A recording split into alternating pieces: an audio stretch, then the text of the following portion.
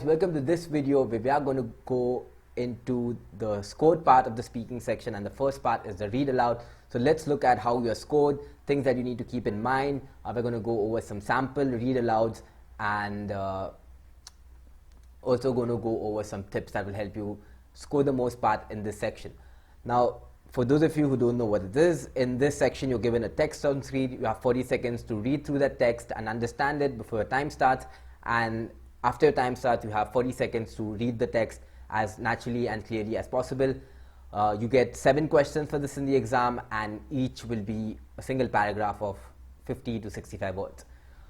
You are scored on content, pronunciation, and oral fluency. Oral fluency and pronunciation, we've already gone over the scoring and how that works. But for content, for each replacement, omission, insertion of word, it counts as 1 error. So every time you miss out a word as you're speaking, or if you add another word of your own, that counts as an error, and your scores go down on content. And the overall score depends on how long the number of words are in that paragraph. Okay, moving into some tips. The first thing is make sure that you use your time provided. Now you get 40 seconds to read the text, so make sure you use that time wisely. You read the text and understand what it says. And this way, when you repeat it, you will have a better chance of speaking in a way that conveys meaning, all right? So make sure you're reading and understanding what the text says. And another tip is to speak aloud. So the words that you're speaking, as you get 40 seconds to practice it, instead of going through it in your head, speak it aloud.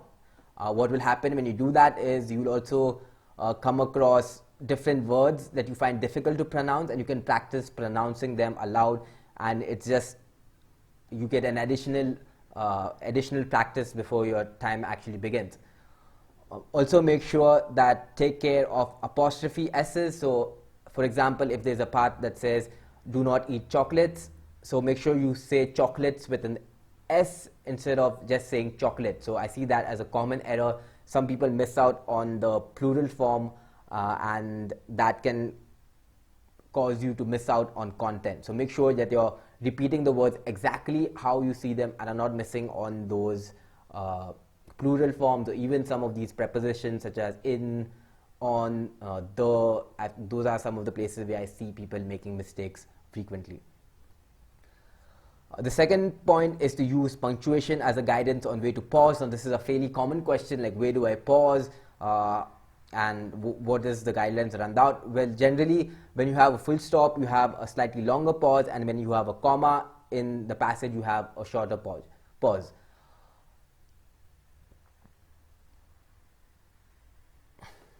I'll give an example just shortly after this, so you can see exactly how I would pause in the exam, and you can copy the same. In case there are any special quotation marks or punctuation marks, make sure you have a slightly higher stress than normally. So let's take this example. In his book, The 10X Rule, Grant Cardone notes the importance of taking full responsibility. So as I said that, I kind of had, first of all, a slight pause around the quotation marks, so that ensures that I have extra emphasis on it. So in his book, The 10X Rule, Grant Cardone notes the importance of taking full responsibility. So in this, the word 10x was in quotes, which stresses that you need to have a bit more spacing around it, and maybe place a bit more emphasis around it as well. So in case you get these words in the exam which are around quotes, make sure you kind of give it special importance, because those are important words. But other than that, just use commas and full stops as a guideline on where to pause. Another quick tip, like we went over the previous sections in oral fluency, increasing your rate of speech and speaking quicker, especially in the read aloud, is a quick fix that shows results in the speaking section. As a guideline, the below read aloud, the one that's on screen, should be completed somewhere around 23 seconds is the ideal rate of speech. So practice using this and use a similar rate of speech in other read alouds as well.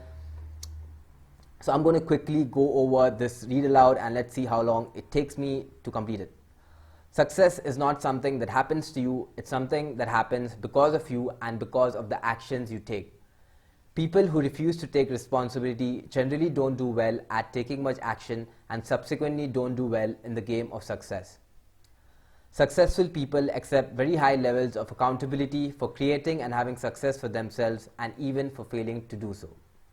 So I think I completed that around the 23-second mark. So that's exactly how you would say it in the exam as well. I'd suggest, like, right now, pause the video, open a timer, and make sure you complete this recording in 23 seconds.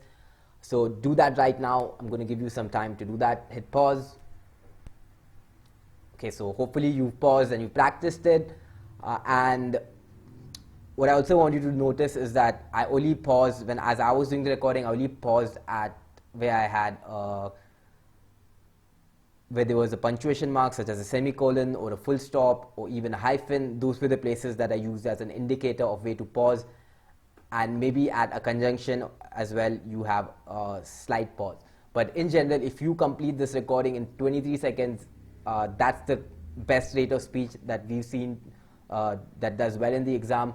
Now, obviously, the amount of time it takes will vary from passage to passage. So if it's a passage that has more words to it, you may take longer than 23 seconds, you may take 25 or 27 seconds, and if it's a passage that has fewer words in it, you might even complete it in 15 seconds. So you do not need to use the entire 40 seconds provided. You need to speak at the recommended rate of speech that are provided here, and after you're done, you simply hit the next button and move on to the next question. Another common misconception is that people think that, okay, by slowing down, the system is going to be able to pick up my words and I'll score better in terms of pronunciation, but the system does not work that way. It's looking at your oral fluency more than your pronunciation, as we went over in the previous recording videos. So make sure this is something that you really take care of. Just to show you how much of an impact this has, there was a test taker who came to us with he was getting 80 plus in all the sections, and only in the speaking section he was getting like a 60 score, and he had perfect pronunciation, was speaking well on content when we looked at the sample recordings.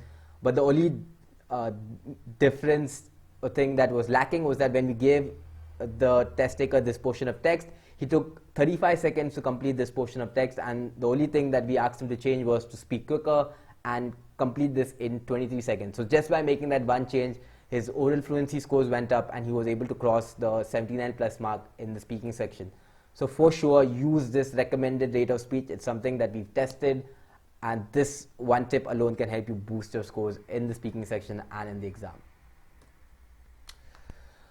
Another thing to look for is the word stress and intonation. Now this is like not as important, but is important if you get it wrong. So the most important things to keep in mind for intonation is that in most sentences, as you speak in English, your tone falls at the end of the sentence unless it's a yes/no question. So just to give you an example, if I say, will you have some tea?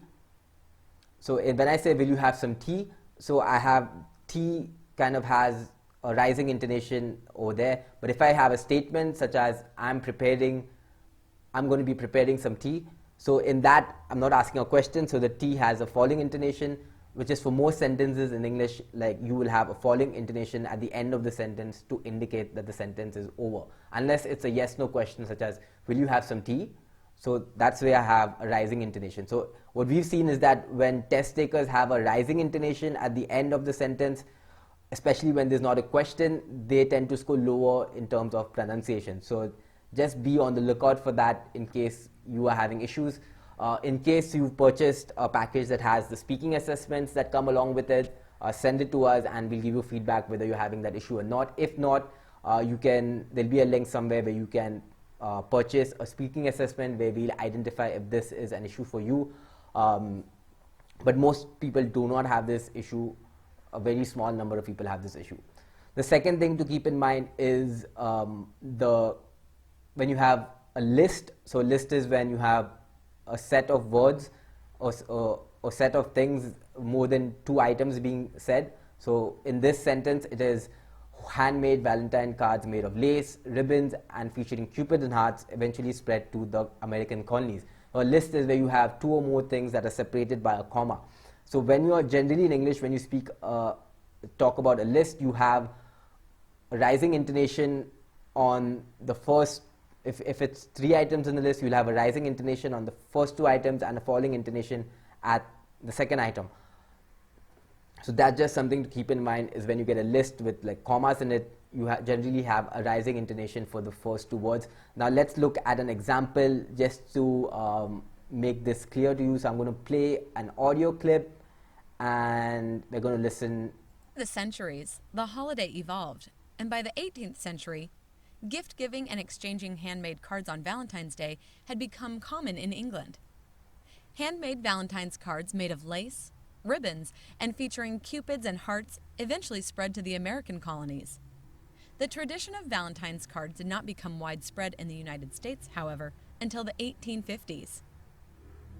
Alright, so hopefully you got a better sense of how intonation works. I had arrows out here which kind of give you a sense of where there was a rising and a falling intonation. But really do not worry about this too much.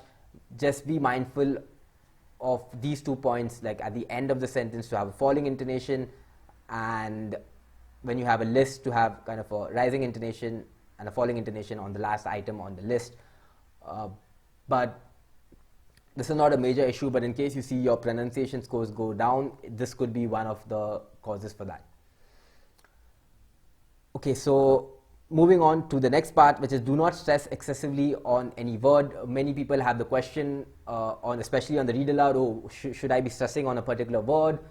Should I be finding the keywords and stress on that? Do not do that. We've seen that to go against your score, especially if you stress on a word that's not supposed to be stressed on. We've seen that that goes against your scoring. So in general, the better you understand a sentence, and when you repeat it, you naturally stress at the correct spaces. But in general, unnecessary word stress is best avoided. So if you're not sure where to stress, just speak in a normal conversational rate of speech and do not worry about word stress. If you're stressing incorrectly on the wrong word, that is much worse than not stressing at all. So we've seen that people who have a somewhat flat rate of speech or flat intonation, they tend to do better than people who have a varying intonation in their voice. So just speak in a neutral tone, and we've seen that to perform better. Place more emphasis on your rate of speech and understanding the content rather than on those smaller issues. So that's it for the read aloud. Like I said, the most important part is to use the recommended rate of speech, 23 seconds for the example that I provided. I hope you practice that. If not, make sure you do that. It will vary based on the length of the text. Use 40 seconds to review, understand, and repeat. So use that initial time you get to practice for the actual recording. Use punctuation as a guidance on way to pause. Have a falling intonation at the end of the sentence, and use meaning to naturally convey word stress, and avoid stressing excessively on any word in your answer. Make sure you listen to your practice recordings as well. So as you're doing recordings, like record yourself so that you can listen and see if how well are you doing on these parameters, and that's a good way to self-assess how you are doing in terms of your read aloud. So that's it for this video. In the next section, we're going to look at the other parts of the speaking section. So thanks for watching, and I'll see you guys soon.